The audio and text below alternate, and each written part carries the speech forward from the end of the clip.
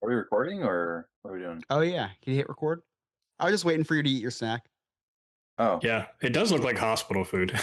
you're waiting for me? It looks like hospital food with whipped cream. Like you get that, yeah, you get that at the hospital. Yeah. Did you prepare that yourself? Or did you bring it home from school? It looks like a school snack. First off, I'm off this week.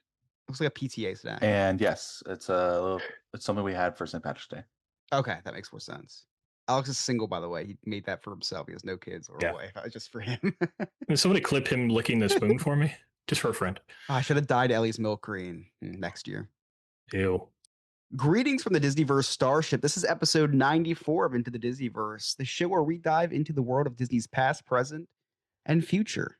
The future part's coming in the future. That's why we have to say that. It's always the future. Today's the future. Unless you're from the future, then you know what we're talking about. If they're listening right now, they're from the future. Anyway, I'm your captain, Chris, and the person who's talking before he's being introduced is Ryan. And then the guy eating a second cup of Jell-O is Alex. Where did you get that one? It's like a magic trick. It's like Alex jumped into the past and grabbed the Jell-O that he just ate. For those who aren't, some kind of endless watching, Jell-O glitch going on over there. Only our Patreon members are watching. If you want to watch us record live each week and watch to see what Alex eats next week, you can go over to Dizneyverse.com for as little as $2 a month. You could watch us record live every Wednesday at 9 p.m. ish. I really wish I had a third one. Yeah, Alex is downing his. He has these. They're in like party cups of green Jell-O with whipped cream. Not a Dixie cup. It's just a regular clear cup. It's like those cups that you put alcohol in, but it's just Jell-O and whipped cream. I respect it, Alex. Some Jell-O shots up there. That might be a sin to eat something non-alcoholic out of a cup that's supposed to have alcohol in it for St. Patrick's Day. I knew it would catch you off guard if I had a second one. Yeah. And I really wish I had a third one. I could tell. What flavor is it? Is it just green flavor? It's lime. Lime. That makes sense. I don't even know why I asked that. But anyway, besides eating Jell-O, Alex, you do anything this week in Disney? Or was your whole week consumed by eating Jell-O? That's all he's done all week. He's off this week, he said. Yeah, I'm off this week, and we have not done that much in Disney, actually. We did watch Zootopia 2. Oh, which I wasn't meaning to. Which was awesome. Have you seen it yet, Ryan, at all? No, I've been meaning to. Almost watched it today. I can't believe you didn't watch it. I've been meaning to. It's been out for a week now, I think, right? Yeah, a couple days.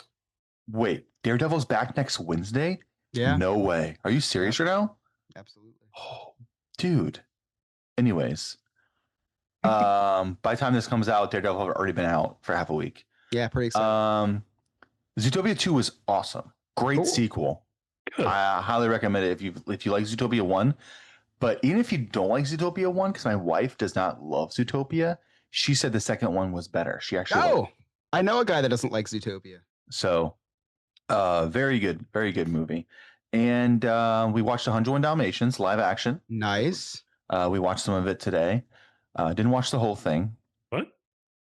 Why not the whole thing? Because it was bedtime. Oh wow, you just watched it. Nice and fresh. Today, yeah, I said today. Yeah, just before that Jell-O, the first Jell-O. We're gonna quiz you. And then a lot of Kif. A lot of Kif, huh? A lot of Kif. We're watching a lot of Kif. That's about it for me this week in Disney. I really. Oh, I've watched some more Alien Earth. Wow. Yeah, I watched an episode and a half last night. Wow. Yeah, I got to the point where she was petting the thing. Whoa! Spoilers. Whoa, that's crazy. Anyway, that sounds like a pretty Disney-filled week for not doing anything this weekend. Yeah, we didn't do much. There was like 6 things. Alex just put out a 4th and 5th cup of Jell-O for those. Where did that one come from? Keeping count at home. You can't make this up. He was eating the Jell-O while talking. You couldn't even hear him eat the Jell-O. It's pretty impressive. It's that mukbang I was talking about before. We're trying to get dual income on this channel, Disney content and mukbang content. So Ryan, what you do this week in Disney? I did not do a lot. We have a lot going on around. Not really. I mean, you took off today, so you could have done something. I did take off today, and I haven't announced it on the podcast, but we are moving. We're actually moving. We're moving to be closer to Disney. It's true. by what, like 12 minutes? by 20 minutes, thank you. Whoa. Yeah, we will be 20 minutes closer. So my drive will be like 9.5 hours. I love that. That's the whole reason we bought the house. Dude, next time you go to Disney, you Yeah. get to Disney, be like, guess what? We would still be in the car if we didn't move. I know, right? If I didn't spend all that money. So I did actually pack up my whole like vintage Disney collection thing. So all my Disney phones and all that stuff was all packed up. Besides that, I watched 101 Dalmatians. Awesome. Very fitting. Very fitting. It was very fitting for what we're doing today. Yeah. That was really pretty much it. Yeah, Cool. that's all. Not bad. You still squeeze some Disney in. A little bit. I had to. Yeah. What about you? What'd you do? I did the most Disney I've done in a long time because What? Ellie is interested in. She was on a huge Wiggles tear. Right. Love the Wiggles. Oh man, they're great. They don't get They're old. so good. Ever. They're so good. I mean, physically they do. But I was gonna say that one guy's pretty old. One guy, old. Jeff is like. Yeah. I'm worried for him. Dude, I love the Wiggles. They're great, man. They're great. So huge Wiggles run. It was a good run, and she still asks for it occasionally. But Emily got her into Little Bear, right? And I was like, maybe she just likes bears. So I put on Bear in the Big Blue House. That's a good one. And Yeah. we've been watching that nonstop. I thought you were gonna say she hated it. Which hated it. which caused me to re-up my Disney Plus subscription because I finally ran out and I had to activate the Xfinity one. And if you or a loved one have Xfinity and love the try contact them, they'll give it to you for free. So I resubscribed. It was actually because Emily was really getting on me for not having Hulu for a couple days. So Hulu, Disney Plus, back on. Yeah, Bear in the Big Blue House, man, great show. She like dances with him, and then when he does the sniffing thing in the beginning of the episode, if you guys know, Big in the Blue Bear House, Bear in the Big Blue House, you know exactly what I'm talking about. He like sniffs you. He can smell you through the TV. It's pretty impressive.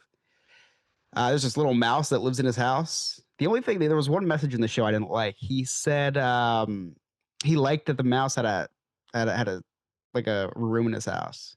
It's like, we are not doing that. That is not allowed in our house. house. Call an exterminator immediately. That is not a good thing. That is not a good thing. But everything else he teaches is good. And it's Jim Henson. Like it is. She's obsessed with the Jim Henson puppets. So trying to think, we did a lot. You know, she's still obsessed with Jack from Nightmare Before Christmas. So every time we go to Walmart, I let her hold Jack for a couple seconds and I put him back. Getting really good at saying, say bye to Jack, and I put him on the back of the thing. And that we did go on a hunt for a Jack Skellington Tony for her Tony box, and we found it at a Walmart. And oh wow, really? Yeah. Oh. I have two Walmarts within 10 minutes of me. One didn't have any Tonys, and the other one sells them. I guess the one's higher in crime, so they just don't sell them there. I don't know. They get locked up, just like the one down the road here. Yeah. So we lock everything up in the one down the road.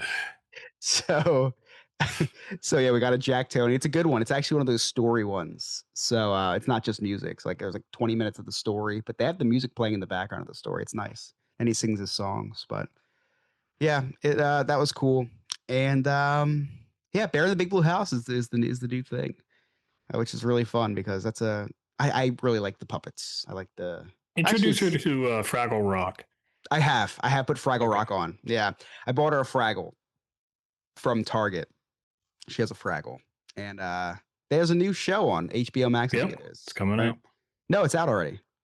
Fraggle? There might have been a Christmas special that's new. Yeah, it's Christmas special. Yeah, that's what it was. Yeah. Stella's telling me that the Fraggle that I got was called Apple. No, it's on Apple. I don't think it's on HBO. Yeah, it is. I don't know the names. So anyway, segueing very smoothly from Fraggles to 101 Dalmatians, I'm going to hit the brakes real quick like we did in that game that we played last week. And if you want to watch us play fun games after our weekly live shows, you can join our Patreon for little $2 a month. That was a really fun game. That was a lot of fun. We're going to do it again tonight.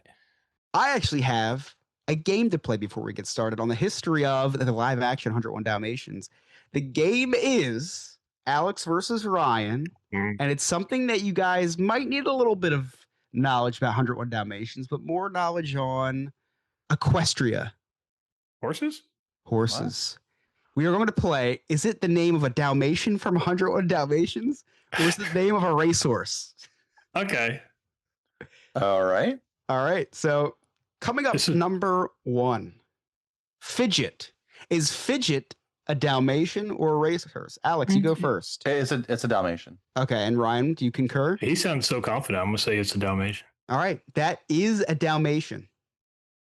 Yeah, he falls over when they say his name. All right, here we go. Another one. Freckles. Is Freckles the name of a Dalmatian or is the name of a racehorse? Ryan. I'm gonna say it's a horse. All right. Did this horse win the Triple Crown, Alex, or is this a Dalmatian? It's a horse. I don't think they would call a Dalmatian Freckles. Freckles is one of the 101 Dalmatians. For real? Really? It is. That's It so is. weird because they're not freckles. They're spots. All right. Of course Next, I'd call it Freckles. next up, Man-O-War. No, I'm kidding. That one's too It's a dog, wasn't it? Next up, Cadpig. Is Cadpig one of the Dalmatians or is it a racehorse, Alex? Well, I mean, when you have 101 things to name, you can kind of run out eventually. You're just like, let me just throw Cadpig? two things together. I'm going to say it's a horse, though. All right, Ryan. I was gonna what say it was says a you? horse too. All right, Cadpig is one of the Dalmatians. No, it's not. Are any of these Cadpig horses? is one of the You're Dalmatians. lying. Where'd you get this list from? Online, the interwebs. That doesn't make it true. All right, how about Damascus? Is Damascus a Dalmatian or is it a horse, Ryan? It's a type of steel. It I'm gonna is. say it's a horse. All right. I gotta Alex. go the opposite of what Mish says because she's gotten everyone wrong. I have to concur. It sounds like a horse. Damascus is a horse. Yeah. All right. We'll do a couple more here. Peppercorn. Is Peppercorn a horse or a Dalmatian? Sounds like a horsey name, doesn't it? It does. It does sound like a horse. Yeah, who's up first this time, Ryan? I am. Alex, okay. Which stinks because I know. that's a hard one, Peppercorn. Because like, I'm gonna say Dalmatian. All right. Ryan. I'm gonna say Dalmatian as well. You guys are both Wrong. correct. Peppercorn is the name of a Dalmatian. Yeah, it makes sense. Pepper. Mhm. All right, how about Whizzer? Is Whizzer the name of a horse or a Dalmatian, Ryan? I believe it's a Dalmatian. Alex? It is a Dalmatian. Yeah, It is a he Dalmatian. peed on the floor.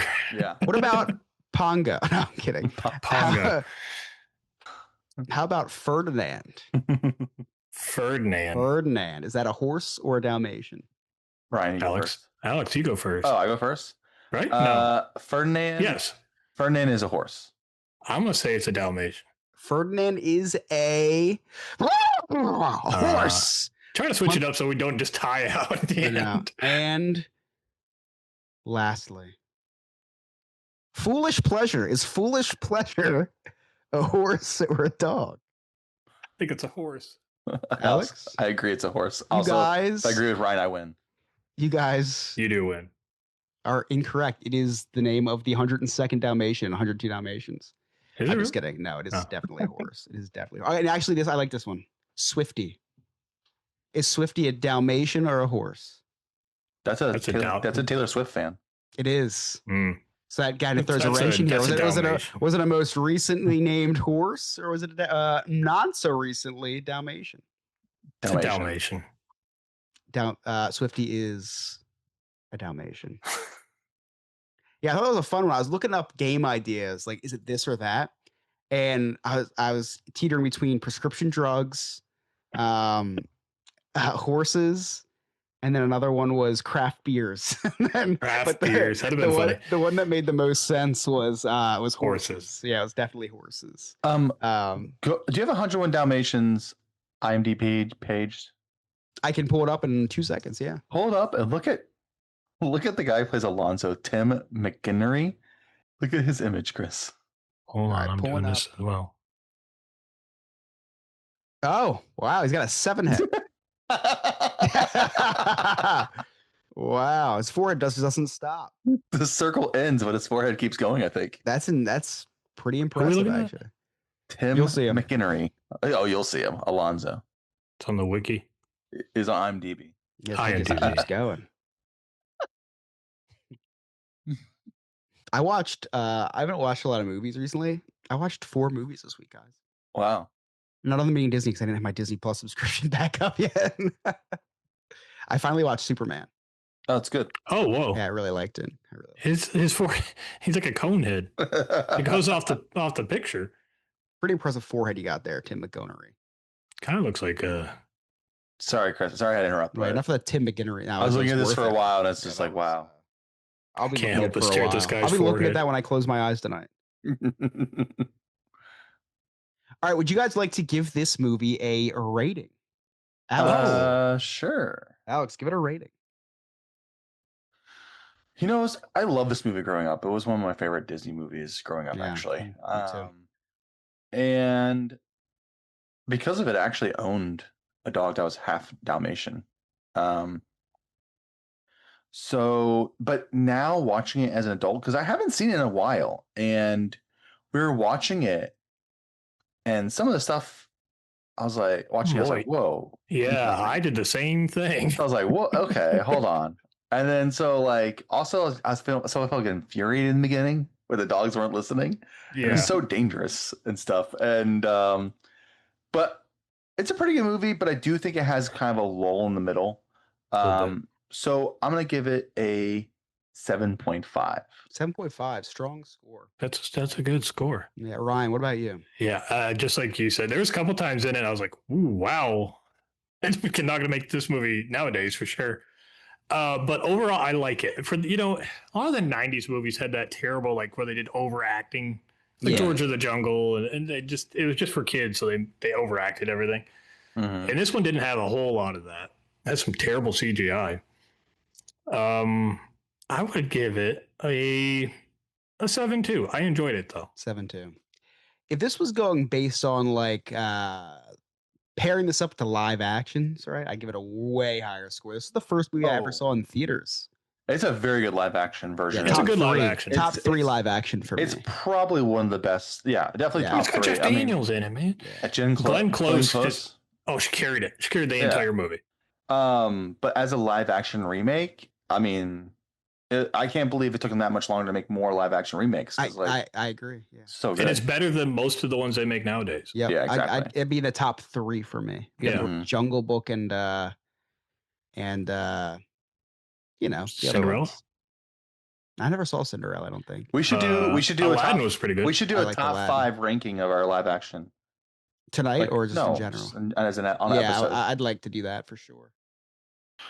But on a scale from disaster movie, which is like a 0% on Rotten Tomatoes, to Shawshank Redemption, which is 100, right? I give this like a 62, like a 6.2, right? As far as a movie goes, like a pure movie, probably like in around the 5s, but I give that extra point just because I love the movie. If this was like, if I never watched like a good movie in my life and I just watched this, right? Probably talking in the 8s. Like I you know what I mean? But the fact that there's other movies out there that exist and you have to compare them all in the same basket. Yeah. If I'm putting this against other live action Disney, this is going to be high 8s for me, right? Mid to high 8s. But comparing it to other movies, respectful, like 6, 6.2, 6.5. Respectful. Very respectful. So I think we're all in the same wavelength. So what are you rating it, man? Like a 6.5, I guess. Which one is it? 4 times. You said, but he said 6.5. He said 8.5. Oh, that's true. No, not 8.5. 8.5 if no other movie ever existed. So you want to give it 6.5? Yes. That's your official score. Correct. Seems low. It's a really strong score. When I'm rating something on my Letterboxd, right, and I have to rate 101 Dalmatians live action, and then right after Avengers: Infinity War. I'm not giving them both a 4 or a 4.5. I can't. It's sacrilegious to do that. You're right. And it doesn't have to be a good movie. Game's a 2. This one's a 5. Yeah, it doesn't have to be a good movie to love the movie too. I will say that too. Like I love this movie. It's just not a great movie. So we give it as a 6 point. You give it 6.5, right? Yeah. Altogether, we gave it a 7. Yeah, I mean that's solid. I mean, that's fair. Solid. Yeah, I think that's fair. Yeah, solid. Well, I'm sure you're chomping at the bit to hear why this movie was ever created. So let me learn you some stuff. I am actually. So the 1996 live-action adaptation of 101 Dalmatians marked a major turning point for Walt Disney Pictures, representing the company's first true attempt at remaking one of its animated classics into a live-action feature. Rather than simply recreating the 1961 film, Disney approached the project as a large-scale production experiment that combined animal training, costume design, animatronics, and early digital effects. The film was produced by John Hughes and directed by Stephen Herrick, with a budget estimated between $67 million and $75 million, it would go on to gross over $320 million worldwide. So a few things to pick out right here. First of all, whenever I do a history on a movie, I like to look at the production of things. So we're going to get very into like the making of the actual movie and casting and stuff like that. I think that's really fun aspect of movie making. But wow, for it to gross $320 million worldwide, that does raise the point. Why did it take them so long to make way more live action remakes? You know? Mm-hmm. Yeah. Now, as you'll see as we get deeper in, I mean, this was a grueling process because of like all the real animals they wanted to use. Like you're not talking about CGI like today, but so I guess that had a little bit to do with moving forward with more live action remakes. But what did you guys was this being one of the first live action remakes, and it do you guys remember when it came out? Like, do you remember thinking, "Oh wow, this is I do. like, I really mean, cool"? I was when this came out, 96. 96. I was 96, one, yeah. so I don't remember. I was 12. Right. So I mean, I do remember it coming out. do you remember it being like really cool that a cartoon came to life? Yep. I do remember that. Yeah, I remember it being like a big deal. I don't remember it coming out, but I do remember watching a lot as a kid. So And you know, I guess that's part of why they do remake a lot of movies is because people in that position, like kids in that position, are always going to think it's cool that a cartoon comes to life, you know? yeah. Or And then Disney ruined it by doing what they did with the last couple movies. you're either thinking it's really cool or you're The Rock and force a live action remake because you are obsessed with yourself. Yeah. 5 movies. Or it's a remake less than 10 years after the movie came out. was made. And cast yourself as the main. But anyway, I digress. The origins of the film can be traced to John Hughes, who by the mid 1900s had shifted away from teen comedies and toward family oriented films. Hughes, a lifelong animal lover, was drawn to the project due to his personal connection with animals, owning a large number of livestock and pets on his farm. He approached the script with the goal of modernizing the story while maintaining the core appeal of the original. One of his most significant creative decisions was to remove talking animals entirely, believing that it would not translate well into the live action format. Instead, the film relied entirely on trained animal behavior to convey emotion and story. When the opening credits happened and John Hughes came up, I was like, "What?" Yeah, I just now realized that there was a John Hughes movie. Is it a John Hughes movie? He didn't direct it. Does it count as John Hughes movie just because he wrote it and he didn't direct it? I think anytime when you have that John big of a Hughes name, movie, it's usually his direction. He I got a directed it lot of well. Home Alone vibes while watching this movie, so that makes perfect sense. Yeah, because like when they're trapping Koala in the lagoons. I'm trying to look to see. He wrote a lot of he did the screenplay for this movie, but he executive producer, screenplay, yeah, he's obsessed with dogs. He did like Beethoven. He did like 8 Beethoven movies. Did he really? Yeah. I didn't know he did the Beethovens. Yeah, I'm looking at his thing right now. He did. Oh, he did Flubber. Yeah, he's actually responsible, and he did your favorite movie of all time, Alex. Old Yeller? Planes, Trains, and Automobiles. That's my favorite movie of all time. I know he did that one. Alex watches it every Thanksgiving. I love it. So do I. Wrote 16 Candles, The Breakfast Club, Yeah. National Lampoon's Story Vacation. Yeah, he had a classics. Good run there in the mid 90s.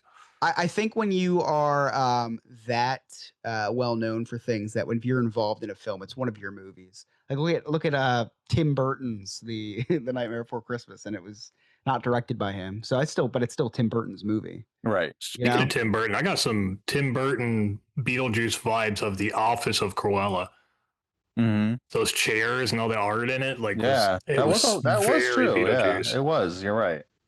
You know what's funny about the 101 Dalmatians movies is we had the cartoon, then we had this live action remake, and then we had Cruella. But we're getting like further away from the original movie, right? And we're getting all these unique spins on it, which I think is really cool. I think that's Cruella was great. I thought it was a great movie. It was very good. I've heard it was very good. I've not seen it, but they need to do more villain backstory movies. It just makes more sense. Such a good idea. Remake. But I like that they're creatively remaking 101 Dalmatians movies, right? Yeah. I thought that Lady and the Tramp was a horrible remake and then also Little Mermaid was a horrible remake, live action, because of the animals in it. So I think that they did the right thing. They did terrible. Yeah, I think they did the right thing by not making them talk. I don't think Lady and the Tramp was horrible. It was just very horrible. forgettable. Yeah, I was I horrible, forgot about but- that movie immediately after watching it. Yeah, yeah. I don't think it was horrible, but I do agree that, like, especially during the time, like, if they would have tried to make the mouths move and try, like, it would have been terrible. Yeah, I like the way they did this choice was definitely very good, and it plays very well. Like Homeward Bound. You guys ever watch Homeward Yep, Bound? I love Bound. Homeward Bound. When I was little, I did. They were but I watching think it in I'd the be movie. creeped out. I think I'd be creeped out if I watched it today. Like Ed, talk. What's the Ed, that horse? Ed the horse. Mm-hmm. Mr. Ed? Mr. Ed. Yeah, I had to do that with the dogs. Ed the horse. Wait, Ed is a horse or a Dalmatian? Yeah. Speaking of Cruella, the casting of her became the most critical element of the film's success. Several actresses were considered for the role before Glenn Close was ultimately cast. Close initially, I'm reading her name like a word. Close initially declined due to her commitments to the Broadway production of Sunset Boulevard, while other options such as Sigourney Weaver were also considered but did not materialize. Pretty interesting. She would have been Weaver. good.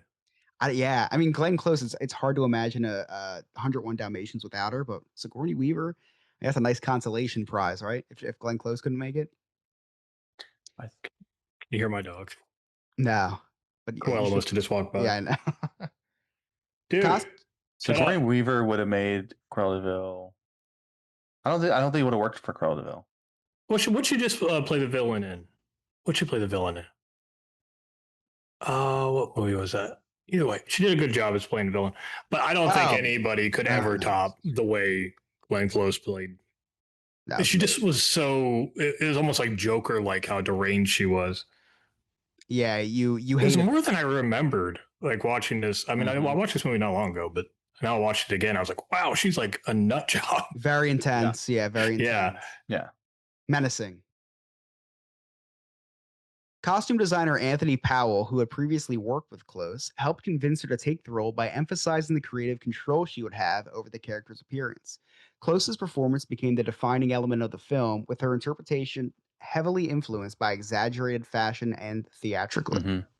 The fact that, I mean, you can see that. Like, you said Joker-esque, like Heath Ledger had a huge... I'm not calling this performance Heath Ledger as the Joker, but no, I don't know, man. It's really good. I mean, without her in this movie, I don't think this movie does what it did. No. And she brought that character to life before villains were like being brought to life. Like she was even crazier than the one in the cartoon. Yeah. Yeah. Oh, absolutely. Like she literally had a dead Siberian tiger on her shoulder at one point. I think she redefined the character. Yes.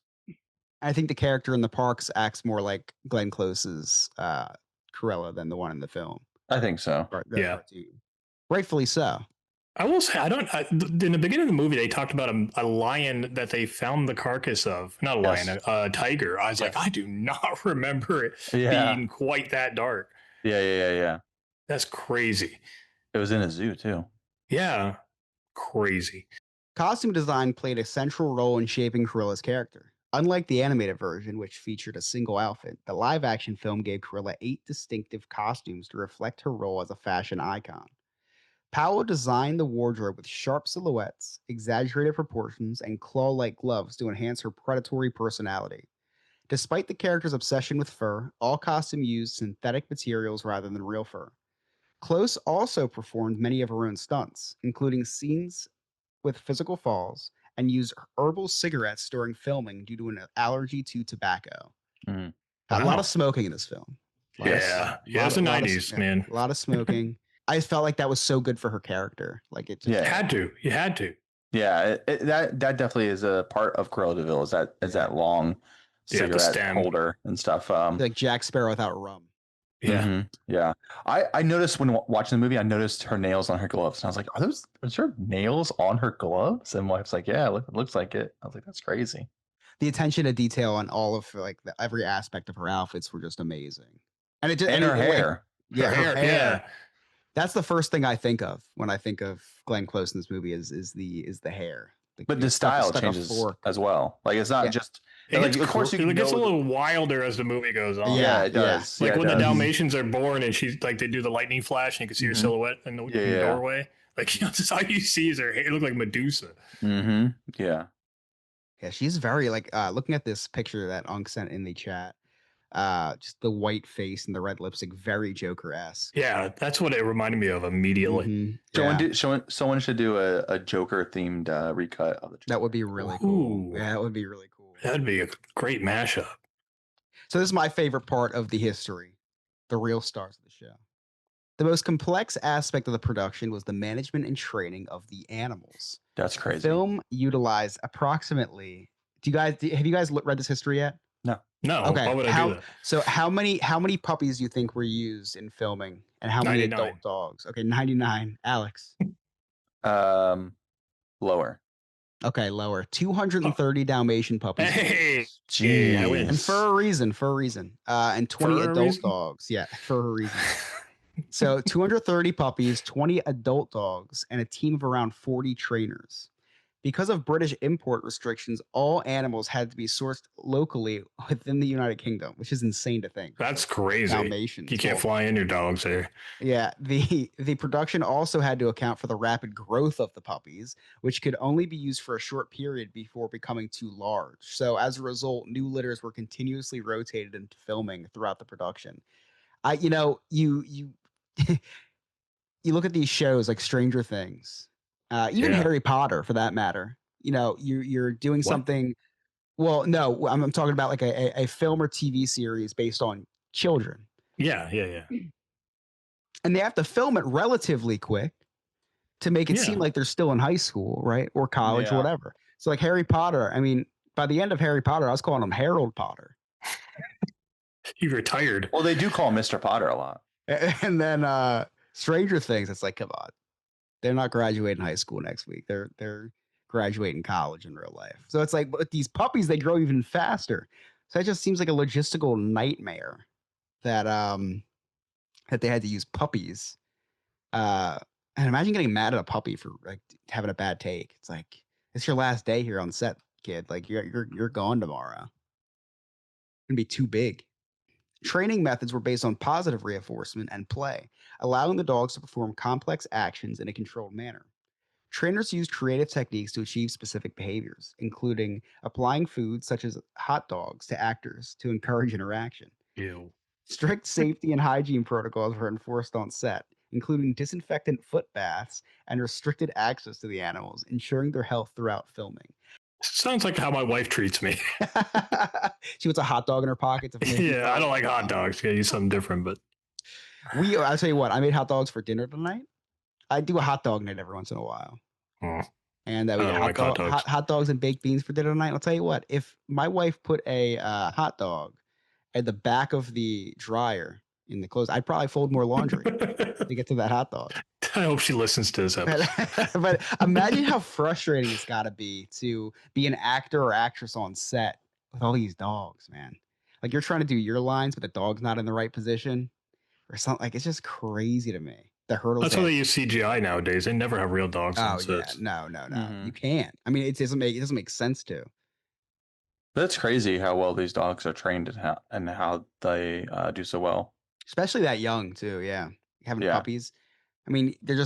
I guess it's more so filming around what they do than it is making them do what you Yeah, I was about to say they just have them running around most of the time anyway. Yeah, like if you ever watch the behind the scenes of how they got Boo's lines from Monsters Inc., they just followed her around with a microphone while she played and then got her. So I feel like you do that with the puppies, but with a camera with way more expensive equipment. So although the film is set in London, much of the production took place on sound stages at Shepperton Studios. Sets were specifically designed to accommodate the animals, including wider steps and safer surfaces to prevent injury.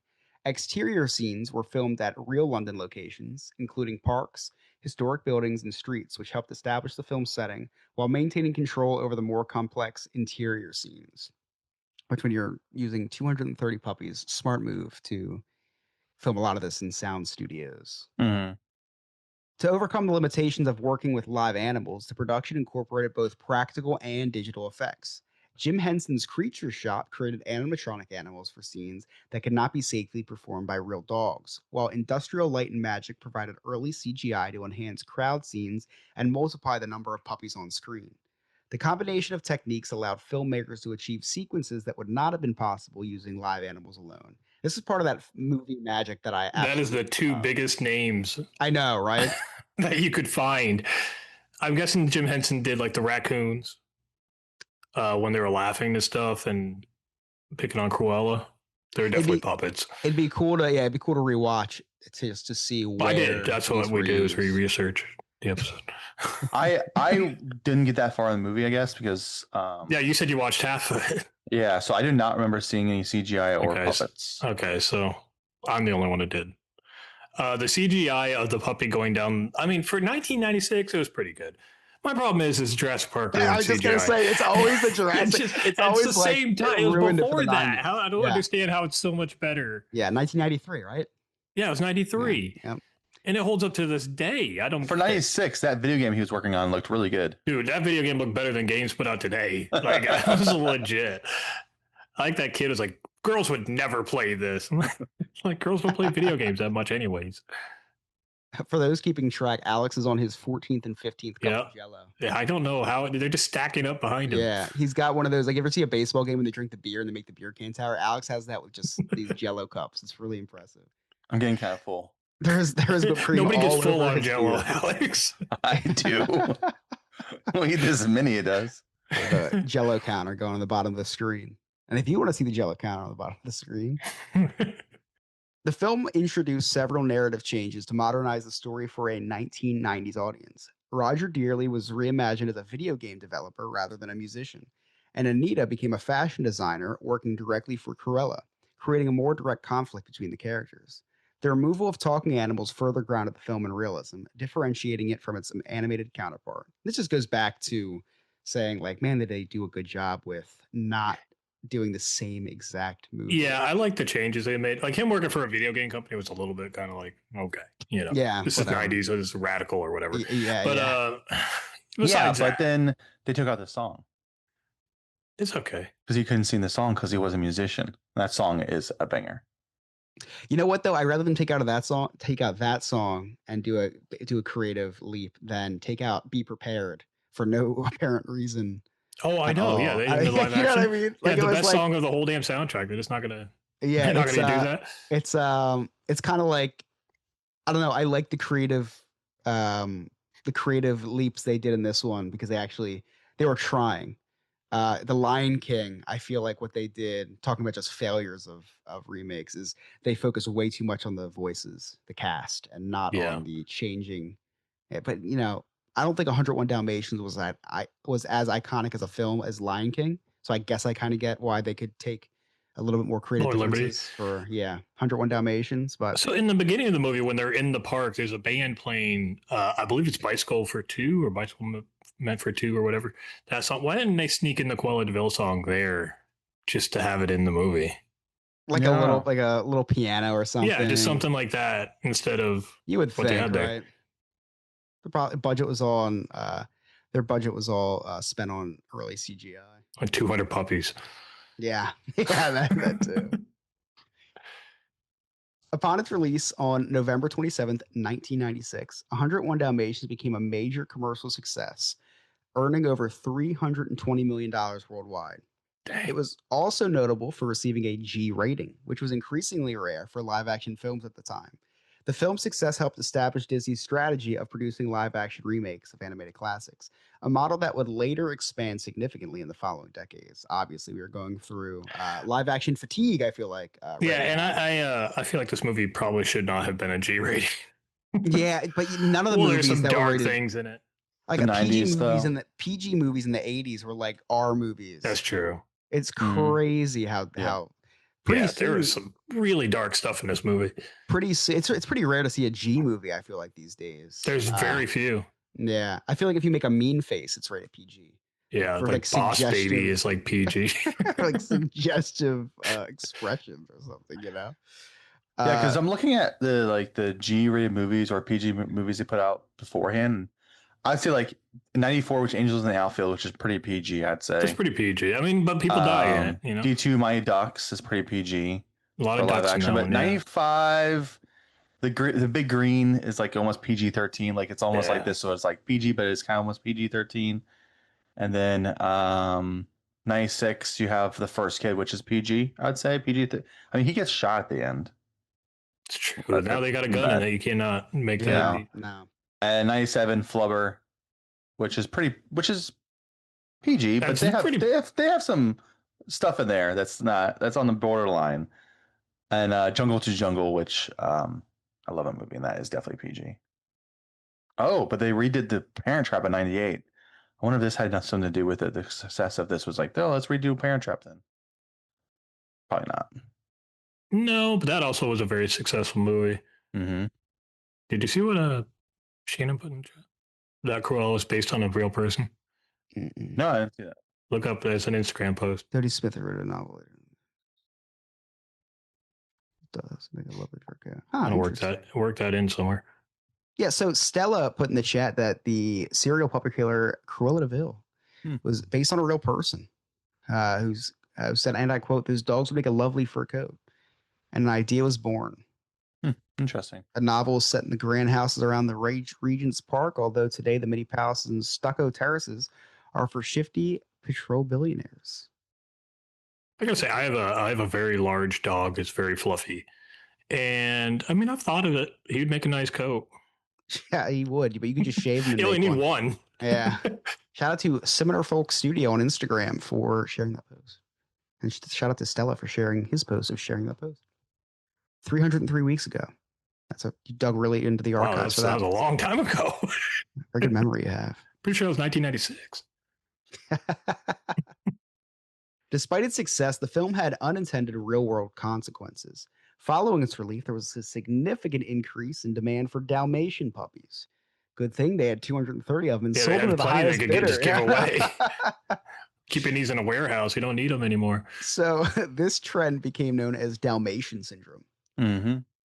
Many families purchased the breed without understanding its high energy levels and training requirements, which led to a rise in abandoned dogs in shelters, which Cruella was very excited about. So this happens a lot. We see it even to this day with the Superman dog, whatever the kind of dog that was. In Superman. Oh, really? I there was a big uptake in those. And that was like a real dog. I was gonna say, what kind of dog is that? I don't know what kind of dog it is, but I heard there's a big uptake in people wanting those dogs. Interesting. And Dalmatians aren't the best family dog. Like some of them are good, but some vicious, of them they can be aggressive. Yeah, they can be good for fighting fires. Though I heard. Burn my house down. That's what I want. I did look into this because I was interested in this information, and some regions reported a 300% increase in Dalmatian dogs that were. It happens anytime there's a dog movie taken to the shelter. Oh wow! That's terrible. Yeah. A massive spike in surrenders. But I had a dog that was half Dalmatian. He was not friendly to other dogs. Not at all. And across the street was a Dalmatian. And we're like, oh, they like each other, maybe. Nope. They try to fight each other every time they met. Wow. Dalmatians are not the friendliest. They're very protective. They can be, yeah. Yeah. The success of the film led to a sequel, 102 Dalmatians, which released in the year 2000, with Glenn Close reprising her role as Cruella. I almost watched it. You should have done your research, Ryan.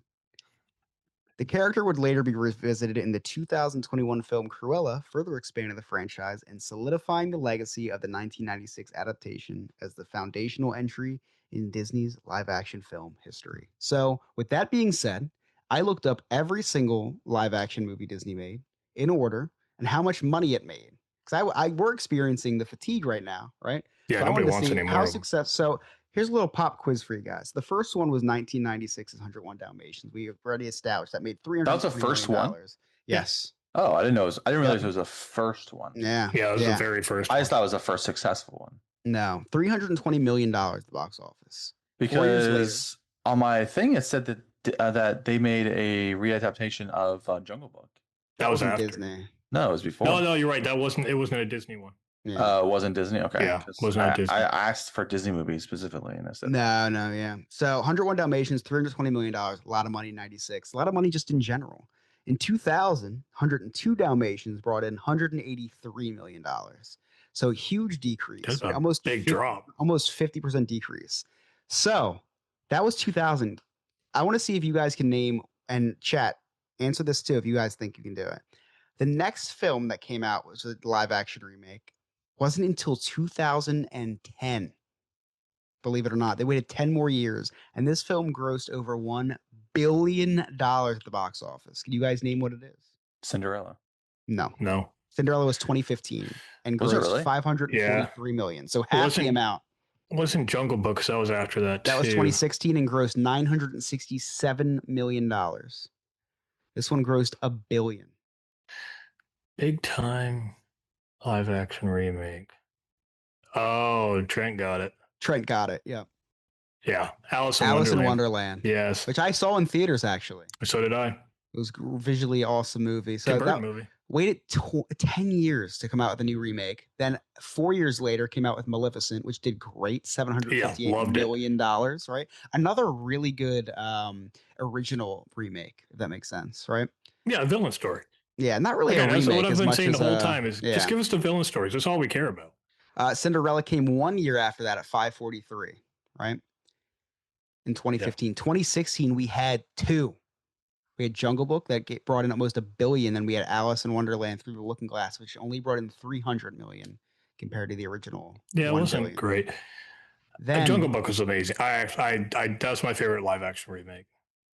Yeah, me too, for sure. Yeah, it was good. It was very good. So that was 2016. We had two remakes. 2017, we had one, Beauty and the Beast, which grossed $1.2 billion. It wasn't terrible. I liked Beauty and the Beast. I don't like great cast too. Yeah, I didn't like the singing in it. I love the singing in it. They're counting Watson. Yeah, I did too. They're counting Christopher Robin as a live action remake. Okay, I'll give it to him. Yeah, $97 million. Not really what they were looking for, I think. This is why, and this right here, what I'm about to say next, is why we're experiencing live action fatigue. So you see how spread out these were. We had one in 96, one in 2000, not till 2010, then 4 more years, 1 more year, 2 in 2016, 1 in 2017, 1 in 2018. We had 4 in 2019. Oh. We had Dumbo, Aladdin, Lion King, and Maleficent. Now, this is why, in my opinion, why they're pushing them down our throat. Because listen to how much money these brought in. Dumbo, $353 million. Aladdin, $1 billion. I liked Lion King, $1.6 billion. And then the second Maleficent, $491 million for a sequel. I saw The Lion King in theaters, and I was not impressed. When in theaters, I was like, why did they do this? I was not happy with that one. Maleficent, I liked both of them, man. They were both I didn't see really the second good. one, and I really am excited to watch it. 2020, we had Mulan. It's $70 million. Huge flop. You know, and it's not a bad movie. I kind of like the way they went with it. Very different take, but also horrible timing, COVID. Yeah. You know? Yeah. 2021, we had Cruella, which brought in $233 million. That's a great movie. Which is great for 2021 standards, right? Yeah, so that was very much affected by absolutely by COVID as well. Pinocchio, we had direct to streaming. Peter Pan and Wendy was direct to streaming. And then Little Mermaid, Pinocchio is 2022. And then 23 had Peter Pan and Wendy and Little Mermaid. Little Mermaid brought in $569 million. So 2019, we had the peak insanity with 4 releases, $2 billion films. And we had a little bit of a drop off post 2020. 4 films cracked $1 billion. We had Alice, Beauty and the Beast, Aladdin, and Lion King. So kind of interesting to see which ones succeeded and which ones didn't. Aladdin at $1 billion. Will Smith was in that though. Will Smith carried that movie pretty heavily. I really liked Aladdin remake a lot. I listened to the soundtrack still. I think it was more just. I think the way it was directed made it so good because they very colorful. And it was also that Will didn't try to be Robin Williams. Not even a little bit. Not even a little bit. He's like, I'm gonna make my own thing, and the music was. Someone said the music was good. The music was really good in that one. Yeah. I don't even remember even seeing this Peter Pan and Wendy movie. I remember it coming out, but I know nobody saw it. Yeah, it bombed ratings wise. And Snow White came out, that bombed ratings wise, obviously. Oh, Snow White was that movie was awful. She also did it to herself. She did it to herself, but I watched that movie with popcorn and wine, and I couldn't. If I wasn't watching it with them, I would have turned it off. That's gonna be the ongoing. I don't like popcorn either, but I like Melon John. Whenever Ryan references I wanted to drink after watching that movie. It was that bad. It was so bad. Now the live action remakes we get to look forward to. I don't get to look forward to any of them. No, I think there's a good one coming out soon. Moana. Snow White, Moana. Snow White just came out. Lilo and Stitch we did not talk about. It was okay. I think Hercules. I liked it better than Moana. It should have went straight to Moana's not out yet. So The live action Hercules. Moana? live action Moana's not out yet. No, not yet. They Are you barely coming got from the it. future, Alex? Is that where all that Jell-Os coming from? Is it Yeah. Time Rift? Hold on. I'm thinking Moana too. Okay. Yeah. I liked I didn't mind Moana too, but Oh, yeah. So I thought this was correct. So there is a live action Hercules in active development with the Russo brothers. yeah, I heard about that. Produced by the Russo brothers. So we'll see if that ever comes to light. But that would be one that I'd really be interested in. I think that they could do a really fun job with that. I think it'd be very Jungle Book-esque. But Lilo and Stitch I didn't see yet. I watched a little of it and I enjoyed what I saw. good. I didn't like Yeah, Zach okay. Galifianakis. My kids prefer that over the cartoon. Yeah, that's cool. I like that because like I prefer live action 101 Dalmatians to the cartoon. Dude, Anyway, Tangled, that's the I can't wait for live action Tangled because of who's playing Flynn Rider. who? Did they cast them yet? Yeah, Milo Moynihan is playing Flynn Rider. I don't know. What that what are these words? Milo Moynihan is from Zombies. Of course. That's a history on 101 Dalmatians. I thought, for not like an insanely huge movie, I thought the history was pretty good. I liked I'm a film nerd when it comes to like making of movies. So I really enjoyed seeing how like they had to train the puppies and how many they had to go through and stuff like that. I didn't even talk about the ones that Cruella actually killed on set because she was method acting. Oh wow. Yeah, I kept that out. How'd she do it? Yeah, but the Oscars, speaking about movies to end the show, the Oscars just aired. Disney Nobody struck watched out. them. Disney struck out. Zombie Demon Hunters K-pop Demon Hunters. Garbage. So That won for best original song and original animated film, I believe. And then was Disney nominated for any live action? I don't think so. I'm really, I love Disney, but I love seeing these smaller studios win a lot of the awards. I like the original ideas. I think Disney could learn a thing or two about original ideas, and I like seeing these original idea movies come to light. Well, we got this new CEO coming in who I think is going to make some changes. Yeah. Who I think already is making a few. I'm excited to see that. Oh yeah, Avatar did win some. I don't think I'll ever I probably will never watch Avatar Fire and Ash. I haven't seen the second one yet. Yeah, I'm so done with Avatar. It's not good. I'm sorry. Avatar was forced down our throats. I've always said the land is better than the movie. Absolutely. The land is absolutely amazing. So if it wasn't for the movie, we wouldn't have that. But still. Oh my gosh, the Incursion. There's 101 of them. What? 230 particularly playful. Oh my God. There's no way you did this to me. There is no way. I'm not going to read all of that. I'm just going to say Dalmatian puppies were, oh my God, prominently and profoundly utilized throughout the entire film, the entirety of filming. Laurie Jasper later starred in House. Mark Williams, Horace, later played Arthur Weasley in Harry Potter. Glenn Close did many of her own stunts. Why couldn't I get one like that for the beginning? So I didn't realize it was that damn tongue twister until I started reading it. I put the 230 Dalmatians were used in this. So, and then I said to ChatGPT, I said, my friend has trouble reading long words. Could you make this a tongue twister? So for those at home, it says 230 particularly playful, perpetually prancing Dalmatian puppies were prominently and prolifically utilized throughout the entirety of There's filming. no way I don't know anybody that could get through that on cold read.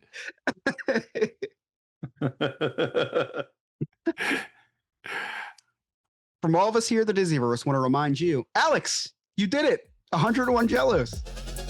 I feel sick.